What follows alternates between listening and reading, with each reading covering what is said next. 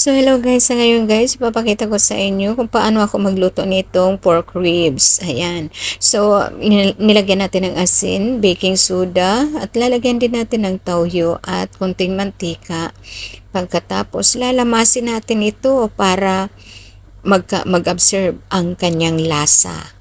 So lalamasin natin siya, kaya mag-gloves tayo guys, at mas magandang gamitin ang kamay para na-press siya, at i-marinate natin ng 30 minutes.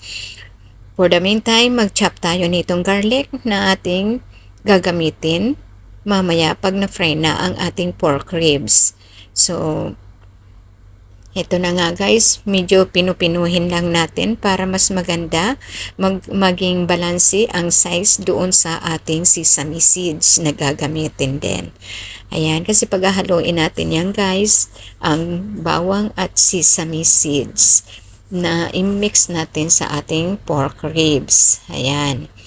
Kaya naman, iset aside muna natin ito na bawang at tayo ay magpa-fry na nitong ating baboy o pork ribs. Ayan.